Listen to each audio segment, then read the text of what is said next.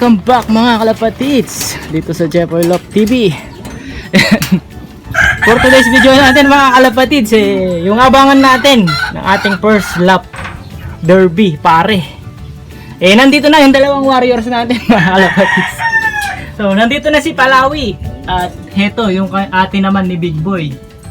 So hindi natin na videohan kagad dahil nga bigla silang dumating and then nagmamadali tayo mga kalapatids. At ang nangyari naglags yung ating clocking. So hindi sila na-clock mga kalapatids, lags. At eto, sinulat ko na para maisend natin sa ating coordinator. So yung bali isa na lang hinihintay natin yung white flight. So wala pa siya. So maaga dumating itong mga warriors natin. So ikinlock ko sila. Kinaklak ko sila ng 8:35 yata yun mga kalapatid. So ayaw mag-clock. 8:30 or 8:35 sila dumating. At dire-diretso sabay silang dalawa ni Palawi at itong si ate ni Big Boy. Heto. Sabay na sabay silang dumating. At heto nga yung kanilang sticker mga kalapatid. So yan, sayang. Hindi natin na-clock agad at hindi rin natin na-videohan yung kanilang pagdating. So, kaya kasi gulat ako, nandiyan na sila, hindi pa ako naka-ready. Wala pa yung pang-video natin. Ayan, hindi kasi tayo kagad nakapag-forecast mga kalapatids. Ayan, ito na yung mga warriors natin. So, kanina pa sila nandito. So, possible yung speed nila is 1-1 plus or 1-2 below na yung kanilang speedan. So, mabibilis itong dalawang warrior natin. So, pero yun nga lang, nag-lags tayo. So, inaayos pa natin itong ating mga ring number at isesend natin sa ating coordinator. So, maya-maya babalikan mga kalapad. So, ayusin ko lang muna yung ating logs at isesend ko sa ating coordinator. So, isa na lang yung kulang natin, yung ating white flight. So, ayan. Abang-abang pa tayo mga kalapatids.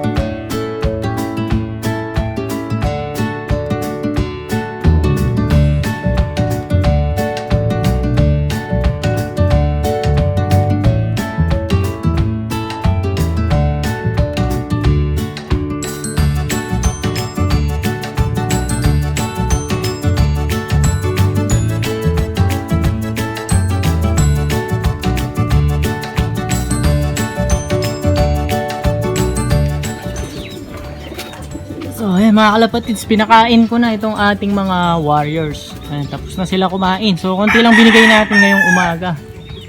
So mamayang hapon natin sila bubusugin. So bali hindi pa to nakaka-low fly mga kalapatids. So pinakain ko muna bago ko sila pa-low fly. At ayun na nga, lags tayo mga kalapatids. At nagkakagulo na sa GC. So hindi makapag-clock yung ating mga kalapatids. So lags tayo at sinend ko na rin yung sa ating coordinator. So yung lags natin sinend ko na. So sayang baka hindi maayos kagad at sayang yung speed ng mga warriors natin. So naka F1, F2, F3 itong ating mga ibon. Yung naka F2 natin wala pa pala yung white flight. So si Palawi naka F1 at naka F3. Yan, at naka knockout or KO 100 and KO 150. So ayun. So abang-abang pa tayo mga kalapatid sa isang warrior natin at hintayin lang din natin kung ano yung magiging response ng ating club sa ating mga lags. So mamaya ulit abang pa tayo sa isang warrior natin. So time check tayo mga kalapatids, 9:30 AM.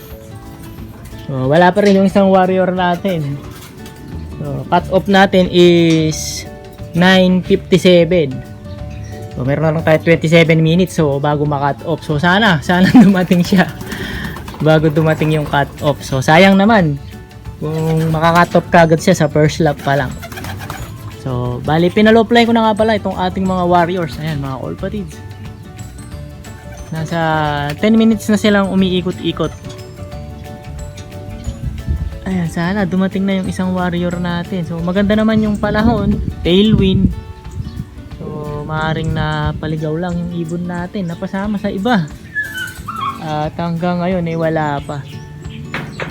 At yung logs natin sinend ko na sa ating coordinator. So sana maayos dahil umispid ng maganda yung mga warrior natin na dalawa. Si Palawi at yung kapatid ni Big Boy, yung kanyang ate. So sana maayos nila yung logs natin.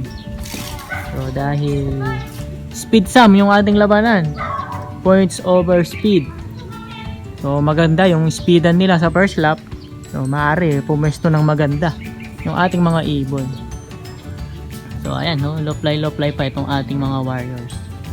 So may nakawala ng isang YB, yung ating isang Viberman. Nakawala na. So actually binuksan ko yung ating release door. Ayahan natin silang lumabas. Pero yung isa dumiretso. Yun, malakas yung loob mga kalapatid. Sa itong mga kasama niya, yung mga kasing edad niya, ayaw lumabas. Nandito pa rin. So ayan, ayahan lang natin sila hanggang mamaya. So sana dumating na yung ibon natin na isa. Para wala na tayong iisipin. So wala pang ibang white flight dito, dalawa pa lang yung lumilipad. So wala pa rin siya. Ayan. So, gumaganda yung lumalakas na yung kanilang kondisyon at ganda ng kanilang resistensya. Tumatagal na sa liparan. So dati 3 ikot, 4 na ikot, nakadapo na. Pero hinahayaan lang natin sila mga kalapatids. Kung ano yung gusto nilang lipad, yun lang. Hindi natin sila pino-force fly.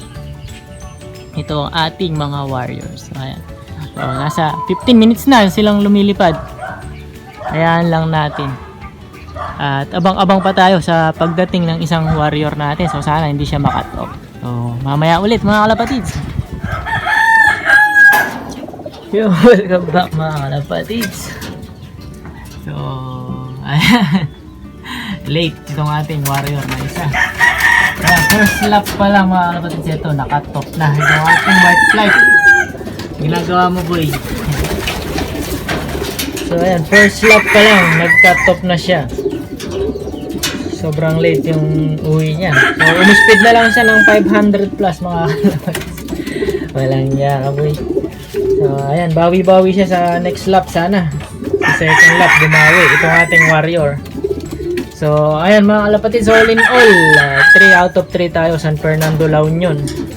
So, ito yung ating first clacker. At, ayun, nandun yung ating second clacker. At, ayan naman yung ating third clacker, si White Flight na lake.